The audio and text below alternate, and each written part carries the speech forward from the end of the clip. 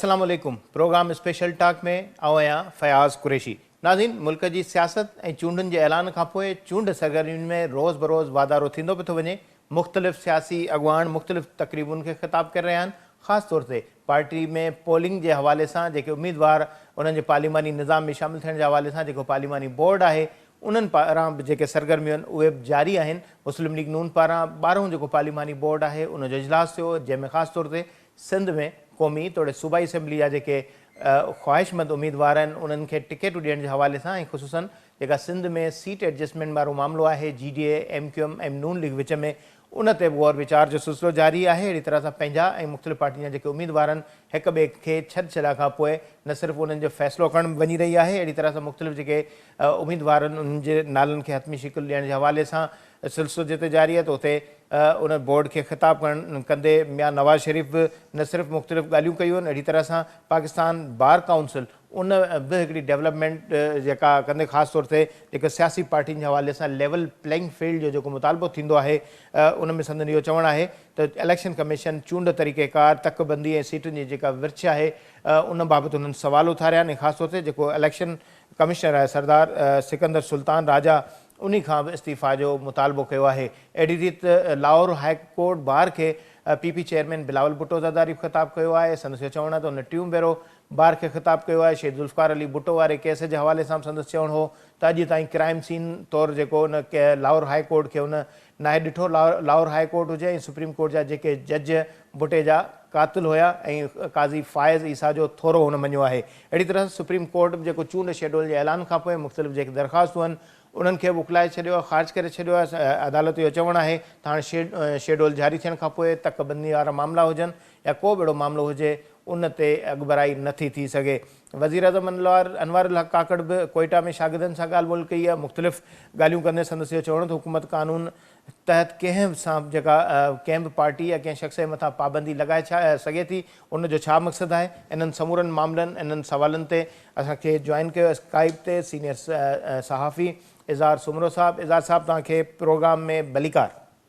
महिरबानी साईं। इज़हार साहब, शुरूआत कयूं था पाण पाकिस्तान बार काउंसिल खां ई शुरू कयूं। पाकिस्तान बार काउंसिल आम चूंडनि में सियासी पार्टियुनि वारो जेको मामिलो आहे उन में बराबरी जी बुनियाद ते मौक़नि जी फ़राहमी वारे मामले ते ज़ोर ॾिनो आहे ऐं इलेक्शन कमीशन खां चूंड जेको तरीक़ेकार तकबंदियूं ऐं सीटुनि जी जेका विर्छ आहे उन ते सवाल उथारिया आहिनि। छा था सम्झो पाकिस्तान बार काउंसिल माज़ी में शेख ज़ुल्फ़िकार अली भुट्टो जो मामिलो हुजे, नवाज़ शरीफ़ जो मामिलो हुजे या इफ़्तिख़ार चौधरी साहब जो मामिलो हुजे, इन्हनि समूरनि मामलनि ते वॾो किरदारु अदा कयो आहे। पर हिन वक़्तु जेका बार काउंसिल जो जेको कैरेक्टर नज़र अचे थो, ज़ाहिर आहे सभ खां वधीक जेका विक्टिमाइज़ पार्टी आहे उहा हिन वक़्तु अॻूणे वज़ीर अज़म जी पार्टी आहे। उन जे ई हवाले सां उन्हनि जी एफिलेशन नज़र अचे थी ऐं ख़ासि तौर ते जेके सवाल उथारिया आहिनि उन में सरदार सिकंदर सुल्तान राजा जे हवाले सां उन्हनि जेको इस्तीफ़ा जो मुतालबो कयो। छा सम्झो था बार काउंसिल जी इन अॻुभराई खे? इन क़िस्म जी जेका हिकमत अमली हूंदी आहे, यानी इलेक्शन खां अॻु में हिकिड़ो इहो इम्प्रेशन ॾियणु त इलेक्शन जा नतीजा अहिड़ा हूंदा जेके शायदि असीं क़बूल न करियूं, उहो सिलसिलो पोइ ईअं शुरू थींदो आहे जो इलेक्शन कमीशन जे चेयरमैन या ॿियनि ते अदम एतमाद ॾेखारिबो आहे ऐं पोइ अॻिते हली वधीक धांधली जे हवाले सां दाऊं कोकियूं थींदियूं आहिनि। हाणे हिन भेरे कंहिं सियासी पार्टीअ न पर वकीलनि जे तंज़ीमुनि ईअं कयो आहे। पर तव्हां बिल्कुलु ठीकु ॻाल्हि कई पंहिंजे इंट्रो में त वकीलनि जा बि मुख़्तलिफ़ ग्रुप आहिनि, उहे बि मुख़्तलिफ़ सियासी पार्टियुनि सां सलाड़ियल आहिनि, उन्हनि जूं बि वफ़ादारियूं हमदर्दियूं मुख़्तलिफ़ सियासी पार्टियुनि सां आहिनि ऐं इन में बि को शक न आहे त हिन वक़्तु वकीलनि जो हिकिड़ो वॾो ग्रुप PTI खे सपोर्ट करे रहियो आहे। इन सॼे पस मंज़र में हीउ जेको मुतालबो आहे इहो क़ानूनी घटि ऐं सियासी वधीक आहे। त इन करे आउं सम्झां थो त इन जो वज़न क़ानूनी पासे जीअं त एतिरो मज़बूत न आहे, तंहिंजे करे शायदि ई इन ॻाल्हि खे एंटरटेन कयो वञे या अहिड़ो को क़दम खयो वञे। ऐं इहो क़दम जेकॾहिं को खणंदो त उहा आहे सुप्रीम कोर्ट। ऐं सुप्रीम कोर्ट जी हिकिड़ी क्लियर डायरेक्शन अची वई आहे त कंहिं बि क़िस्म जी अहिड़ी ॻाल्हि, अहिड़ो अमल, अहिड़ो फ़ैसिलो जेको 8 फ़रवरी ते थींदड़ इलेक्शन्स में रुकावट बणिजी सघे, हू इन अमल खे फ़ौरी तौर ते बिना देर जे रोकींदा ऐं उनखे एंटरटेन न कंदा, जंहिंजो सभ खां वॾो मिसाल लाहौर हाई कोर्ट जो फ़ैसिलो आहे। तंहिंजे करे मां सम्झां थो त हीउ मुतालबो अमली तौर ते एक्सेप्टेंस कानूनी हवाले सां त घटि में घटि न वठी सघंदो, बाक़ी सियासी बयान तौरु सियासी मौक़िफ़ तौरु इहो ज़रूरु डिस्कशन में ईंदो ऐं इन जो पड़ाॾो परे परे ताईं ॿुधण में ईंदो ऐं शायदि इहो आवाज़ 8 फरवरी ताईं ऐं उन खां पोइ बि पाण खे ॿुधण में अचे। जी अच्छा, एजाज़ साहब, सुप्रीम कोर्ट बार जे हवाले सां जिते पंहिंजी स्टेटमेंट जारी कई हुई, उन में 8 फरवरी जी जेका चूंड आहे उन ते इतफ़ाक़ त कयो वियो आहे, पर इहो बि चयो वियो त समूरनि स्टेक होल्डर्स खे जेके बराबरी जी बुनियाद ते मौक़ा ॾिना वञनि। त ज़ाहिर हिन वक़्तु मुंहिंजे ख़्याल में हिकिड़ी इहा ई पार्टी जंहिंजो पाण ज़िक्र कयूं था, PTI आहे, जंहिंजे हवाले सां इहो ज़िक्र थिए थो त उनखे चूंडुनि में हिसो वठण जे हवाले सां सख़्तु जेको सूरत हाल आहे उनखे मुंहुं ॾियणो पए थो। ज़ाहिर आहे कुझु ॾींहं अॻु में ताईं हाई कोर्ट जे फ़ैसिले खां अॻु ताईं त पार्टी जे चेयरमैन जो नालो वठण बि उन ते पाबंदी हुई। मीडिया जे हवाले सां ख़ासि तौर ते ज़ाब्ता इख़्लाक़ में इहा शइ शामिल हुई त तव्हां अॻूणे वज़ीर अज़म जो नालो तक बि न वठंदा। ज़ाहिर हाणे अदालत उनखे ख़तमु करे छॾियो मामले खे, पर इन खां पोइ बि जेकॾहिं अहिड़े क़िस्म जा मुतालबा अचनि था, ख़ासि तौर ते जेको चूंड निशान आहे, जेको क्रिकेट जी बैट आहे जंहिंखे उर्दू में बल्लो चऊं था, उहो अॻे जेकॾहिं निशान जेकॾहिं नथो अलाट थिए त पार्टी PTI पारां इहो मौक़िफ़ रखियो वियो आहे त उहे जेकॾहिं पार्टी में चूंड अमल में शामिलु थींदा त आज़ादु उम्मीदवार जी हैसियत सां थींदा। त उन सूरत हाल में छा था सम्झो, इहा जेका लेवल प्लेइंग फील्ड वारो जेको नारो त बिलावल भुट्टो ज़रदारी मौजूदु आहे हिन जी शइ जो, पर इहो लागू थिए थो PTI सां हिन वक़्तु। ज़ाहिर उनजे मथां मुख़्तलिफ़ पाबंदियूं आहिनि ऐं शायदि हुकूमत खे बि ख़तरो आहे, ख़ौफ़ आहे, या अहिड़ी तरह सां निगरान हुकूमत खे हुजणु त न खपे, इहो उन्हनि जो को मैंडेट बि न आहे, उन्हनि जो कमु बि न आहे। पर जेकॾहिं बराबरि जी बुनियाद ते जेकॾहिं कंहिंखे चूंडुनि में हिसो वठण जो मौक़ो नथो मिले त ज़ाहिर आहे पोइ बाद में बद इंतिज़ामी या चूंडुनि ते जेके सुवाल उथारिया वेंदा आहिनि, धांधली जा इल्ज़ाम लॻंदा आहिनि, त इहो हिकिड़ो उनसर जेको आहे इहो त पंहिंजी जॻह ते मौजूदु रहंदो। इन खे कीअं फेस करे सघंदा? ज़ाहिर जॾहिं जस्टिस साहिब पंहिंजे रिमार्क्स में इहो चयो त हाणे जेको एतमाद बहाल थियो आहे चूंडुनि जे फ़ैसिले जे हवाले सां, त हाणे इहो एतमाद जेको आहे जेकॾहिं हिन सूरत हाल में अॻिते हली 8 फरवरी खां पोइ ॿीहर कर खणंदो ज़ाहिर, त उनखे कीअं फेस कयो वेंदो?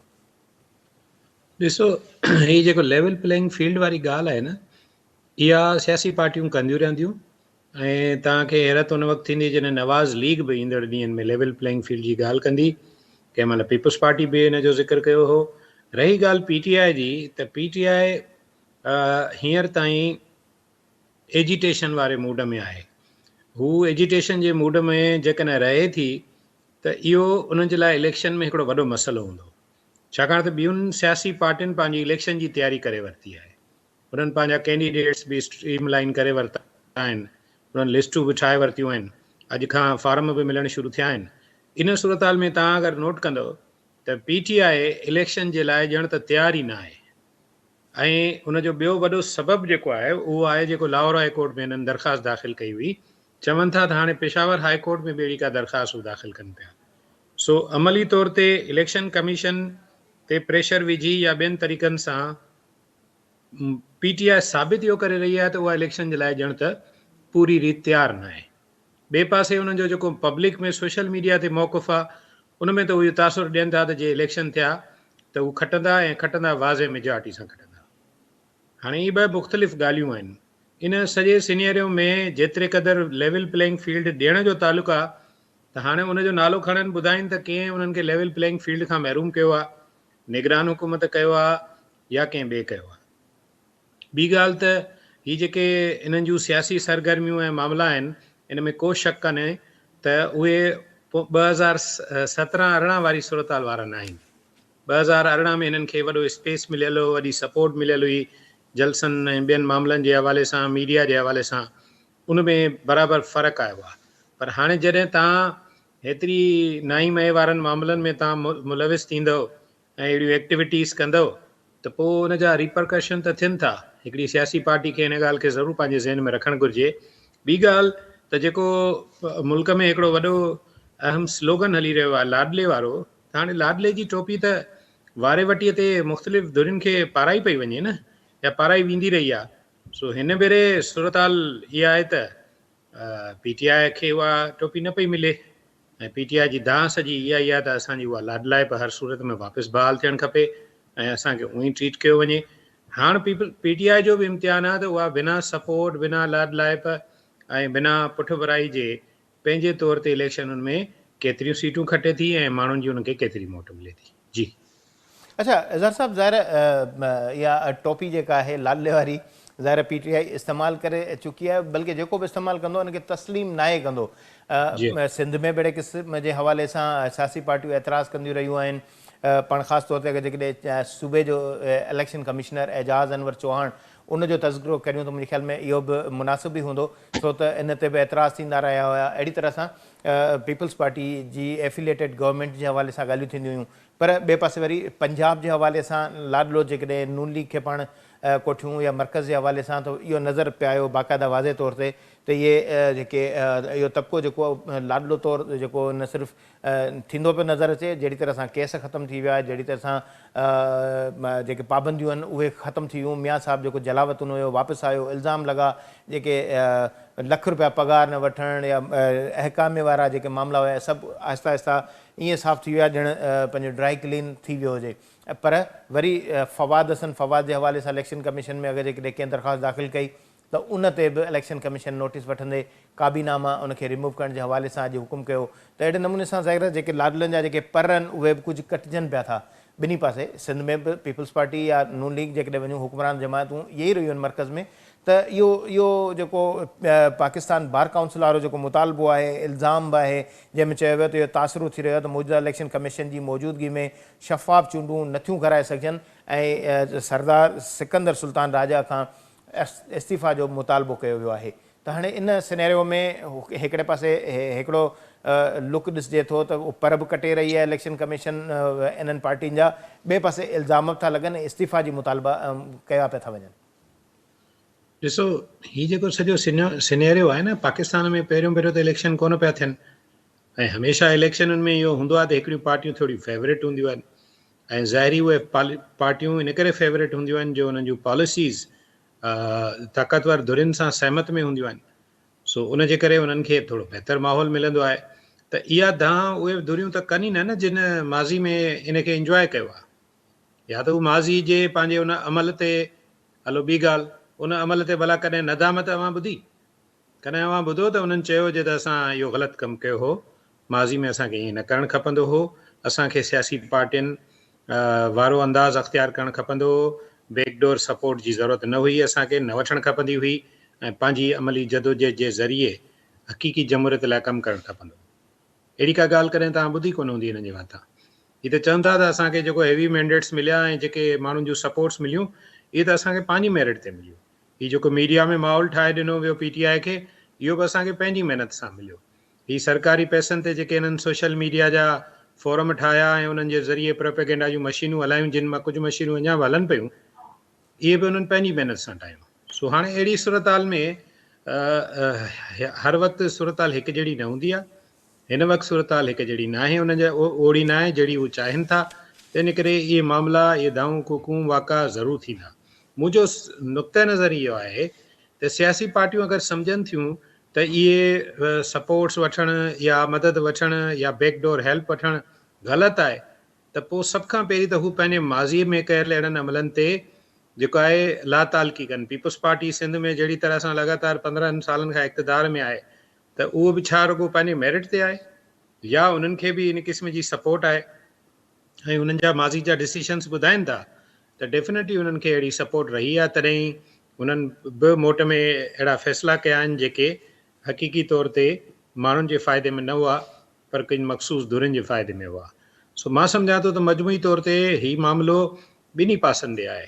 हिकिड़े पासे जेके हिमायत ॾींदड़ आहिनि, पर उन खां वधीक उन्हनि सियासी पार्टियुनि ते आहे जेके जमूरियत जूं चैंपियन, उसूलनि वारी ॻाल्हि कंदड़ ऐं प्रिंसिपल्ड ॻाल्हि कंदड़, लेवल प्लेइंग फील्ड जी ॻाल्हि कंदड़ आहिनि, उन्हनि खे सभ खां पहिरीं पंहिंजे माज़ीअ खां पाण खे लातालुक़ करणो पवंदो। इज़हार साहब ज़ाहिर आहे ॻाल्हि ॿोल जो सिलसिलो जारी रहंदो, छाकाणि जो ब्रेक जो वक़्तु थियो आहे, ब्रेक वठणु बि लाज़मी आहे। ब्रेक खां पोइ मोटी था अचूं ऐं मुख़्तलिफ़ जेके इशूज़ जंहिं ते ॻाल्हि ॿोल हले पई थी उन्हनि खे जारी रखंदासीं। वठूं था शार्ट।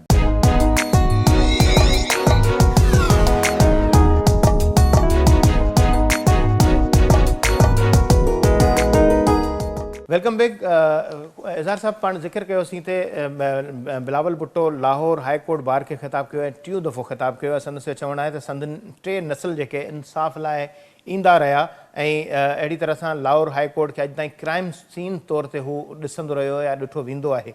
लाहौर हाई कोर्ट हुजे या सुप्रीम कोर्ट जा जज जेके बुटे जा क़ातिल हुया, इहो वॾो हिकिड़ो ब्लेम बि आहे ऐं रियलिटी बि इहा आहे जो अदालत इन मामले खे तस्लीम बि करे चुकी आहे। पर जस्टिस काज़ी फ़ाइज़ ईसा जो हुन थोरो अदा कयो आहे ऐं संदसि चवणु आहे त उमेद त क़ाइदे अवाम शहीद ज़ुल्फ़कार अली भुट्टो खे इंसाफ़ ॾिनो वेंदो। छा था सम्झो इहा जेका अॻुभराई आहे ॿार खे ख़िताबु कयो आहे, शहीद भुट्टो खे इंसाफ़ मिलंदे ॾिसो था? ज़ाहिर उनखे केतिरा ई साल शहादत खे अदालती क़त्ल खे थी चुका आहिनि। इंसाफ़ जी जेकॾहिं ॻाल्हि कबी न त पोइ ॿिनि खूननि जो इंसाफ़ ज़रूरु घुरे पीपल्स पार्टी। हिकिड़ो इहो जेको भुट्टे साहिब जो आहे, भुट्टे साहिब खे जहिड़े नमूने फांसी ॾिनी वई जनरल ज़िया जे दौर में ऐं हुन में जेको अदलिया जो किरदारु आहे, हिन में को शक कोन्हे। अदलिया ख़ुदि एतिराफ़ु कयो आहे, कई जजनि पाण एतिराफ़ु कयो त हुननि इहो ग़लति अमल कयो आहे। हुननि मार्शल लॉ जे प्रेशर में अची, जनरल ज़िया जी आमिरियत जे दबाव में अची अहिड़ो क़दम खयो आहे। हिकिड़ी ॻाल्हि त इहा आहे। ॿियो जेको खून आहे उहो शहीद बेनज़ीर भुट्टो जो आहे। बिलावल साहब जो लाहौर हाई कोर्ट वञणु, उते वञी इहो ख़िताबु करणु, चीफ जस्टिस खे साराइणु, इहे सभु ॻाल्हियूं ठीकु आहिनि। पर बुनियादी मामिलो इहो आहे त हिकिड़ो सुवाल जॾहिं बिलावल साहब अदलिया खां करे थो ऐं तारीख़ खे दुरुस्त करण जे लाइ हू चाहे थो त इन रेफरेंस जो फ़ैसिलो थिए जंहिंमें कानूनी मुजारा बि आहिनि जंहिंजो ज़िक्र जजनि कयो आहे, पर उन खां हटी करे ॿियो जेको मामिलो आहे उहो आहे शहीद बेनज़ीर भुट्टो जे शहादत ऐं उन्हनि जे क़ातिलनि जी हींअर ताईं गिरफ़्तार न थियण जो मामिलो। पीपल्स पार्टी न रुगो सिंध में पर मरकज़ में बि हुकूमत में हुई, इक़्तिदार में बि शहीद बीबी जे शहादत जे एवज़ आई, पर तव्हां ॾिठो त उन्हनि जे क़ातिलनि जी गिरफ़्तारी जे हवाले सां जेको कुझु उन्हनि खे करणु खपंदो हो उहो उन्हनि न कयो। नतीजे में न रुगो इहो पर कारसाज़ में जेको सानियो थियो हो बीबी जे इस्तक़बाल जे हवाले सां, उन ते बि मुनासिब तरीक़े सां तहक़ीक़ न कई वई। नतीजे में इहे ॿई मामला बि के मंतकी अंजाम ते न पहुची सघिया। ऐं सम्झां थो त तारीख़ खे अगरि दुरुस्त करण जी ॻाल्हि आहे त पोइ इहे ॿई ॻाल्हियूं पीपल्स पार्टी खे वरजाइणु खपनि त शहीद भुट्टे जे नाइंसाफ़ी ते बदल फ़ैसिले ऐं उन जे नतीजे में खेसि फांसी ॾियण वारो अमल जेकॾहिं ग़लति हो ऐं उनखे दुरुस्त करणु खपे त साॻे वक़्त ते शहीद बेनज़ीर भुट्टो खे जहिड़ी बेदर्दी सां शहीद कयो वियो उन जे क़ातिलनि जी गिरफ़्तारी लाइ बि असराइती जांच कार्रवाई ऐं उन कार्रवाई जे नतीजे में के हिकिड़ा मुकमिल नतीजा साम्हूं अचणु घुरिजनि। जी अच्छा एज़ाज़ साहब, इख़्तिलाफ़नि जे हवाले सां बि ॻाल्हियूं निकितियूं त बिलावल भुट्टो जो चवणु आहे त सियासी इख़्तिलाफ़नि खे इख़्तिलाफ़नि ताईं रखणु घुरिजे, दुश्मनी न कई वञे। सियासतदान पुराणे तरीक़े सां विढ़ंदा रहिया त मसइलनि जो हल न कढी सघंदा। हू चाहे थो त रवायती सियासत दफ़न करे मुल्क खे नए रुख ॾांहुं वठी हलणु घुरिजे। त इहा जेका रवायती सियासत जंहिंखे बिलावल साहब रद्द बि करे थो, पर जेकॾहिं ॾिठो वञे आम चवाणी में इहो चयो वेंदो आहे त इक़्तिदार अवाम जे ज़रिए मिले थो ऐं इक़्तिदार अवाम जे क़दमनि में मिलंदड़ जन्नत आहे। पर ॿिए रुख में अगरि जेकॾहिं पाण ॾिसूं त इहो अमर बि लाज़मी हूंदो आहे त इक़्तिदार चयो वेंदो आहे त अवाम जे ज़रिए न पर एम्पायर जे ज़रिए मिलंदो आहे। त हिन सूरताल में जेका रवायती सियासत खे बिलावल भुट्टो दफ़न करण जी ॻाल्हि करे थो, इख़्तिलाफ़ विसारण जी ॻाल्हि करे थो, जंहिं मौज़ू ते पाण इहा ॻाल्हि ॿोल कयूं था त पीपल्स पार्टी हुजे या का पार्टी हुजे जंहिं अंदाज़ सां हो इक़्तिदार में अचनि था या मामला अचनि था, यानी हक़ीक़ी जेका जमहूरियत उन जे बरक्स जेको उहे माण्हू इक़्तिदार जी हासिलात कनि था, त इहो हिकिड़ो ॿई पहलू हिकिड़ो डिफरेंट गाइडलाइन न आहिनि। ॾिसो बिल्कुलु सही ॻाल्हि आहे, मां कई आहे त इहे डिफरेंट गाइडलाइंस आहिनि। ऐं ॿी ॻाल्हि इहा आहे त वेझड़ में इन ॻाल्हि जी सभ खां वधीक भञकिड़ी कंहिं कई आहे, इहो हिकिड़ो अहम सुवालु आहे। छाकाणि त जलसनि में सभ खां वधीक जेकॾहिं मुखालिफ़नि खे लताड़ियो आहे त उहो बिलावल साहब पाण लताड़ियो आहे। तव्हां अगरि वेझड़ में उन्हनि जूं जेके बि स्पीचिस आहिनि उहे नोट करियो ऐं ॿुधो जंहिं अंदाज़ में हुन नवाज़ शरीफ़ खे निशानो बणायो, उन जी पार्टी खे निशानो बणायो, उहो पंहिंजे साम्हूं आहे। ॿी ॻाल्हि त जेका रिवायतुनि मां निकिरण जी ॻाल्हि बिलावल साहब करे थो, उहा त उन सूरत में निकिरंदी जॾहिं सभ खां पहिरीं सियासी पार्टियुनि जे अंदरि जमहूरियत ईंदी ऐं इहा मौरूसियत ख़तमु थींदी त पीउ खां पोइ पुटु या पीउ खां पोइ धीअ। हाणे इहा जेका मौरूसियत आहे इहा बि पाकिस्तान जे जमहूरियत जे हक़ीक़ी शक्ल में लागू थियण या हक़ीक़ी शक्ल में उसरणु ऐं सगारो थियण जे ॾाढो वॾी रुकावट आहे। जेकॾहिं सियासी पार्टियुनि जे अंदरि ई जमहूरियत न हूंदी, इख़्तिलाफ़ राय खे बर्दाश्त न कयो वेंदो, पार्टी जे अंदरि मुख़्तलिफ़ ओपिनियन ॾींदड़नि खे छिड़बूं ॾियणु बंदि न कयूं वेंदियूं, मुख़्तलिफ़ ओपिनियन ॾींदड़नि खे निशानो बणाइणु बंदि न कयो वेंदो, मुख़्तलिफ़ ओपिनियन ॾींदड़नि खे पार्टियुनि मां ख़ारिज करणु बंदि न कयो वेंदो। ओसी ताईं कहिड़ी रीति नई सियासत, नयुनि रिवायतुनि, नई जमहूरियत जी ॻाल्हि करे सघी। तंहिं करे बिलावल साहिबु शुरूआति करे बिस्मिल्लाह करे पंहिंजी पार्टी खां ऐं उन में इहे जेके मौरूसियत वारियूं ॻाल्हियूं आहिनि उहे ख़तमु करे ऐं हींअर ज़बरदस्त मौक़ो आहे त हू टिकेटूं जेके आहिनि इलेक्शन जे लाइ पार्टी जे निज पिज कारकुननि खे ॾिए, ख़ानदानी बुनियादनि ते, मौरूसी बुनियादनि ते, फलाणे जे भाउ, फलाणे जे सोट, फलाणे जे मासात, फलाणे जी भेण, फलाणे जी घरवारी, उन्हनि जे बुनियाद ते ही जेके जनरल इलेक्शन ऐं रिज़र्व्स जूं सीटूं विराइनि था उन मां हथु कढे, नई रिवायत, नवां बुनियाद विझे ऐं पोइ असां चवंदासीं त हू वाकई जेको चवे थो उहो करे ॾेखारे थो। अच्छा, एज़ार साहब थोरो अचूं था मियां साहब जी सियासत ते। पार्लिमानी बोर्ड जो इजलास थियो आहे, ज़ाहिर ॿुधाए पियो तुंहिंजे 12हों इजलास थियो आहे, उनखे ख़िताब कयो आहे, ज़ाहिर सिंध जा उम्मीदवार, उन्हनि जी टिकेटुनि जो मामिलो, पर उनखे ख़िताब में मियां साहब जेको कल्ह या अॼु या जेके बि उन ख़िताब कयो उन में ज़्यादातर जेको फोकस कयो उन सिंध खे कयो आहे, ख़ुसूसन कराची खे कयो आहे, ऐं इहो तानू ॾिनो आहे त कमु हू थो करे ऐं वोट ॿियनि खे था ॾिना वञनि। पाण खे जेकॾहिं थोरो थको जेकॾहिं जाइज़ो वठूं मियां नवाज़ शरीफ़ साहिब जे 13 खां 18 ताईं जी हुकुमरानी जो, त उन सिंध जे लाइ छा कयो आहे? हिकिड़ो ग्रीन लाइन मनसूबो हुयो जेको कराची जे लाइ ॾिनो, उहो बि संदसि दौर में मुकमल न थियो। अहिड़ी तरह सां मोटरवे जेको मनसूबो ॾिनो उहो ई साॻियो सुपर हाईवे पुराणो हुयो, उनखे रीमॉडल कयो वियो। हक़ीक़त में जेकॾहिं ॾिठो वञे, जेकॾहिं शॉर्टकट जेके वे ठाहियो वञे हा त उन में ज़ाहिर ख़र्च त वधीक आयो पिए, पर सफ़र जेको आहे उहो घटि पिए थियो। पर उहा बि उन अहिड़े क़िस्म जी मनसूबाबंदी न कई। सिंध जा जेके मनसूबा आया उन्हनि में जेकॾहिं ॾिठो वञे त मियां साहब जे दौर हुकूमत में कटौती थी ऐं ज़्यादातर जेके मनसूबा न विया पंजाब खे न विया, ऑरेंज, मेट्रो, इस्लामाबाद, लाहौर, मुल्तान, उन्हनि शहरनि में अहिड़े क़िस्म जा मनसूबा न विया। लाहौर मुल्तान मोटरवे ठाहियो वियो। अहिड़ी तरह सां तक़रीबन जेकॾहिं ॾिठा वञनि त कमाई सिंध जी जहिड़ी तरह सां MQM क्लेम कंदी आहे, हालांकि पाण भली सेंट्रल ज़िले ताईं महदूद हुजनि, लियारी में ॿी आबादी रहंदी हुजे, इब्राहिम हैदरी में भले ॿियूं आबादियूं रहंदियूं हुजनि, पर उहे क्लेम कंदा आहिनि त ॼण समूरी जेका मुल्क खे टैक्स जेको उर्दू ॻाल्हाईंदड़ ॾिए थो ऐं MQM पंहिंजे खीसे में इहो क्रेडिट विझंदी त भई असां मुल्क खे हलायूं था। ॼण उर्दू ॻाल्हाईंदड़ ई सिर्फ़ु टैक्स ॾियनि था, ॿी का ख़ल्क़ का मख़लूक पाकिस्तान में आहे ई कोन। पर अहिड़ी तरह सां जेकॾहिं पाण कैलकुलेशन कयूं, ज़ाहिर पंजाब बि हिते ई टैक्स ॾिए थो, ज़ाहिर समुंड हिते आहे त हिते हिननि खे टैक्स ॾियणो पवंदो। इहा अलॻि ॻाल्हि ज़्यादती आहे त सियालकोट में ड्राई पोर्ट ठाहे उते वञी इहा वसूली कई वञे थी, हिकिड़ी नाकाम कोशिशि कई वञे थी हक़ ते दाड़े जी। पर सिंध खे हक़ ॾियण में मियां साहब जे दौर में पाण जाइज़ो वठूं त कहिड़ो मियां साहब जेको सिंध खे जेको इन्हनि ॿिनि टिनि मनसूबनि खां वधीक कुझु ॾिनो आहे?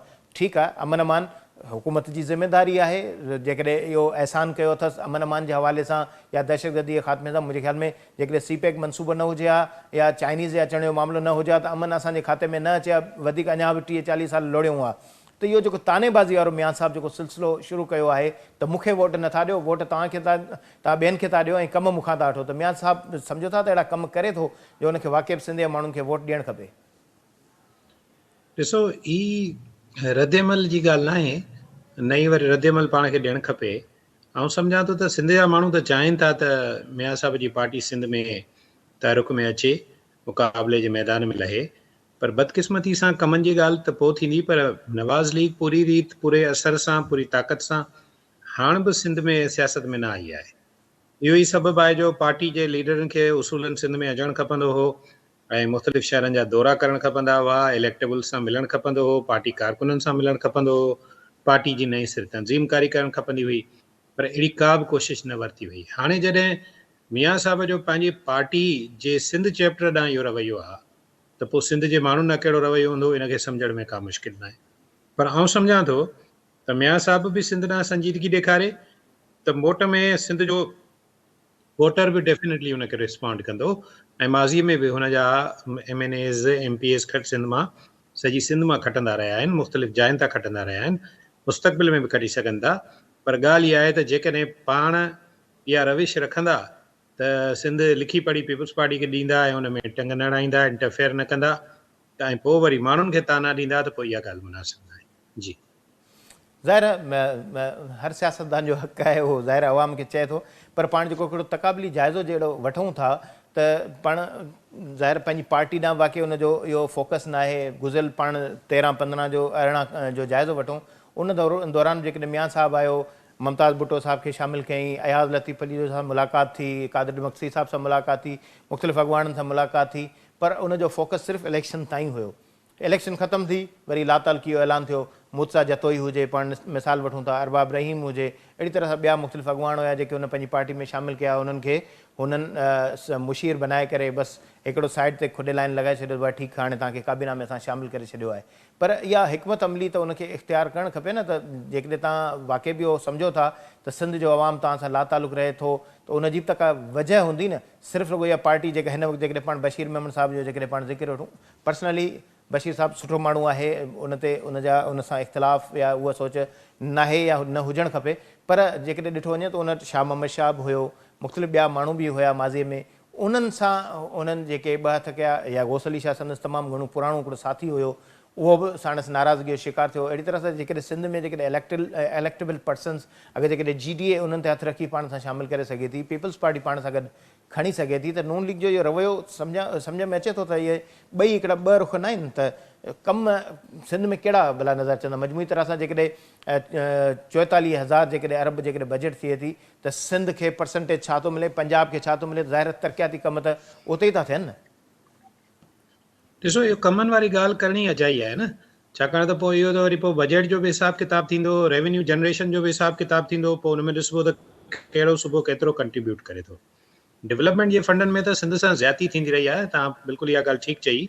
हीअ त असांखे पंहिंजो हेॾो वॾो शेयर वठी करे मोट में असांखे रेवेन्यू ॾींदा रहिया आहिनि।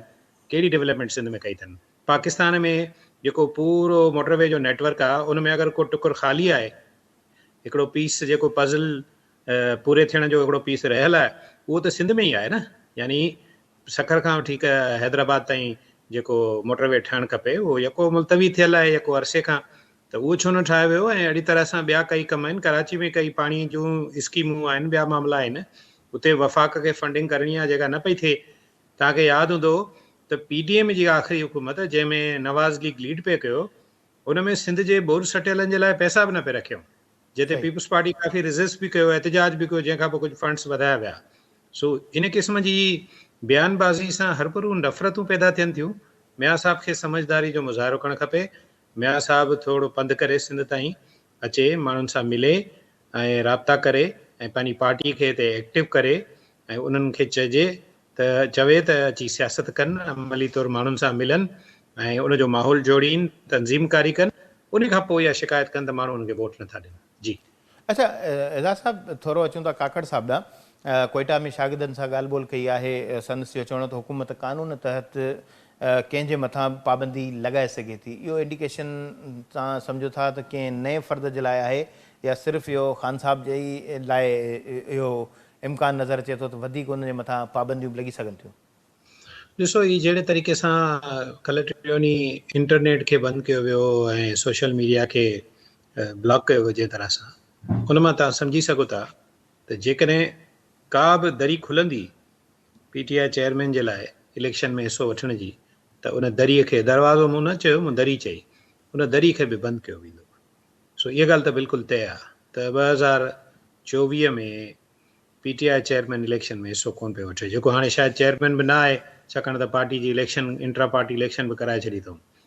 सो इन हवाले सां असुलु मसइलो इहो आहे त आया उनजी पार्टी उहा कहिड़ी हालत में, कहिड़ी कंडीशन में इलेक्शन्स में हिसो वठे थी, ऐं उन पार्टीअ खे उहो निशान मिले थो या नथो मिले, इहे वॾा मसइला आहिनि।